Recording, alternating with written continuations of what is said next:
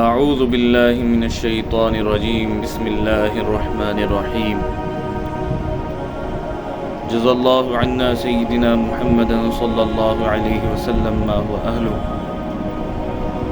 السلام علیکم ورحمۃ اللہ تعالی وبرکاتہ۔ میں آپ سب کا اپنے پیج پر خوش آمدید کہتا ہوں اور آپ سے درخواست کرتا ہوں کہ آپ میرے چینل کو سپورٹ کریں، سبسکرائب کریں، لائک کریں اور شیئر کریں۔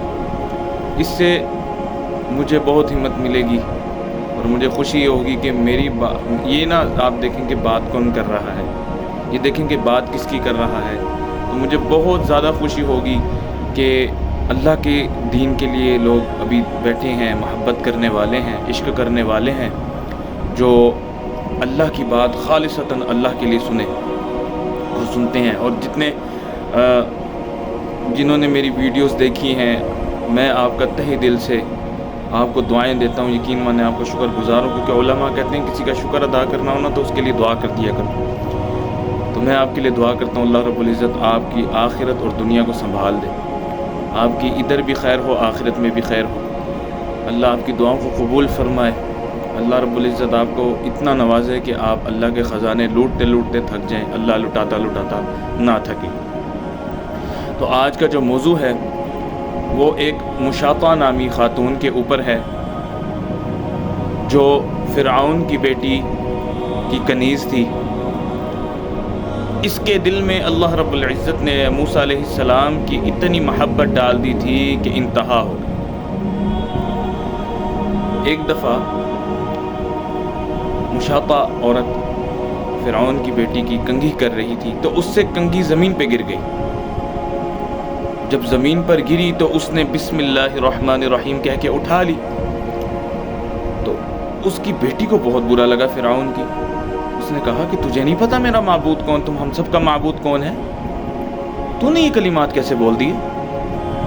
خیر میں تیری اپنے باپ کو شکایت کرتی ہوں۔ خیر وہ شکایت ہوئی، دربار میں بلایا گیا، کہا ساری دنیا میرے باپ کو سجدہ کر رہی ہے، ساری دنیا، تو نے یہ کلمات کس طرح بول دیے؟ کہا اللہ کی محبت، اللہ کے موسیٰ علیہ السلام کی محبت اب دل سے مر کے بھی نہیں نکلے گی انشاءاللہ۔ خیر اس نے شکایت لگائی، فرعون نے دربار میں بلایا۔ فرعون نے کہا کہ ہاں بھئی تو مجھے معبود نہیں تسلیم کرتی؟ کہا نہیں کرتی۔ کہا کیوں؟ کیا تجھے اور مجھے بنانے والا معبود ایک اللہ ہے، تو اس کی پیروی کیوں نہ کروں میں؟ اب فرعون کی دم پر آ گیا پیر۔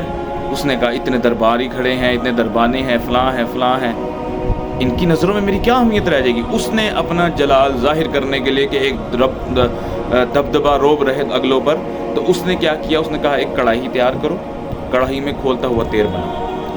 اس نے تیل رکھا، ابالا، اس کے 3 بچے بھی تھے عورت کے، مشاطہ کے۔ اس نے خیر ایک بچے کو بلایا۔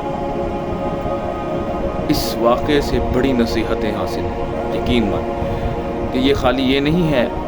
آج کل ہم حضور علیہ الصلوۃ والسلام سے محبت کرتے ہیں، لیکن حضور علیہ الصلوۃ والسلام کی ایک بھی نہیں مانتے۔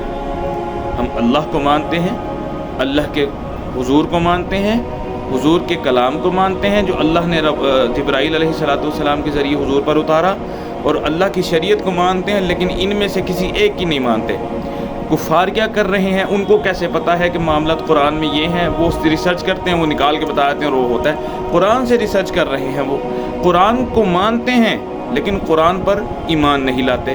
آج کفار اور ہم میں بس اتنا فرق ہے۔ حضور علیہ الصلوۃ والسلام کی حدیث ہے، حضور نے فرمایا مومن اور کافر کے درمیان صرف نماز کا فرق ہے، بس۔ اب آپ دیکھ لیں، اللہ ہمیں نمازوں کی پابندی کرنے کی توفیق عطا فرمائے، اور اللہ رب العزت ہمیں صحیح معنوں میں حضور علیہ الصلوۃ والسلام کی اطاعت اور اللہ کی اطاعت، قرآن و حدیث کی اطاعت کرنے کی توفیق عطا فرمائے۔ اللہ ہم سب کو اس کا فہم نصیب فرمائے۔ باہر کیف موضوع کی طرف آئیں۔ اس نے اس کا ایک بچہ بلوایا۔ اس نے کہا تو جب اب کڑاہی میں تیل ابل گیا، سارا معاملہ طے ہو گئے، اب اس نے کہا اس کے بچے کو بلاؤ۔ جب بچے کو بلایا گیا، بچے کو دیکھا ماں نے بچے کو دیکھا، ماں تھی نا،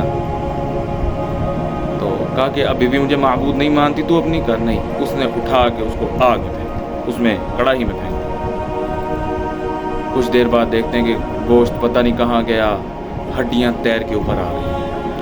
اس نے کہا میں نہیں مانتی تجھے معبود. معبود وہ ہے وحدہ لا شریک، جو اللہ کے ساتھ کوئی شریک نہیں ہے. اللہ اکیلا ہے، اکیلا تنہا ہے، جس نے اللہ الذی خلق السماوات والارض فی 6 ایام، اللہ رب العزت نے زمین و آسمان کو خلق کیا کتنے دنوں میں؟ 6 دنوں میں.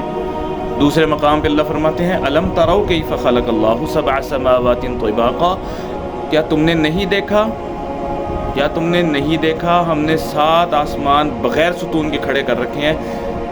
اگر اس کو میں اپنے لہجے میں بتانا چاہوں، اپنے طرز میں بتانا چاہوں تو اللہ یہ کہتے ہیں کہ میرے بندے تیری چھت 4 دیواری کے برابر بغیر کھڑی نہیں ہوتی، دیکھ اوپر آسمان کی طرف ہم نے 7 کھڑے کر رکھے. تمہارا گھر سال میں تعمیر نہیں ہوتا، ہم نے 6 دن میں بنا دی. فی 6 ایام، قرآن کے الفاظ. اچھا، دوسرے بچے کو بلایا گیا، دوسرے بچے کے ساتھ بھی یہی معاملات رہا. گوشت نہیں سمجھ آتی، ہڈیاں تیر کے آ جاتی. اب تیسرا جو بچہ تھا یہ گود میں تھا. اللہ، اب ماں پہ بنی، اب ماں پہ بن گئی. اللہ رب العزت نے پردہ ہٹایا. بچہ نے دیکھا ہے کہ ماں آپ نے اپنے دین کے اوپر سے ہٹنا نہیں ہے، اللہ رب العزت سے ایمان کو پیچھے نہیں کرنا. حضور یہ جو موسیٰ علیہ السلام ہیں، ان کو آخری نبی، یہ اپنا حضرت موسیٰ علیہ السلام کو آپ نے وقت کا نبی تسلیم کرنا ہے، ان پر ایمان رکھنا ہے. اللہ نے آپ کے لیے جنت کے خزانے تیار رکھ دیے، اللہ نے آپ کے لیے جنت سجا دی. اس نے کہا کہ نہیں ماننا معبود. اس نے کہا نہیں ماننا معبود. معبود وہی ہے جس نے تجھے پیدا کیا اور مجھے پیدا کیا تنہائی میں، اندھیرے میں. اللہ اعلیٰ مصور ہے نا. اس کو بھی گرا دیا. اب آتی ہے اس عورت کی بات. 3 بچے اور 1 ماں. دل دہلا دینے والا، قسم خدا کی دل بڑا. تو جی اب باری آئی. کہا جی نہیں مانتی. کہا نہیں مانتی. کہا فرعون بات سن، میری ایک شرط ہے. مار تو نے مجھے دینا، لیکن ایک شرط ہے، میرے بچوں کی ہڈیاں اور میری ہڈیاں کو اکٹھا دفنانا، ٹھیک ہے؟ علیحدہ علیحدہ نہیں دفنا. انہوں نے کہا ٹھیک ہے دفنا دیں گے. خیر یہی ہوا، معاملات ہو گئے. اس نے جب جلا دیا، ہڈیاں دفنا دی، فلاں معاملہ جو بھی تھا. حضرت جبرائیل علیہ السلام کے ساتھ جب معراج کے موقع پہ اللہ رب العزت کے نبی صلی اللہ علیہ وسلم جب سیر کرنے گئے تو ان کو ایک جگہ سے خوشبو آتی ہے، بہت خوبصورت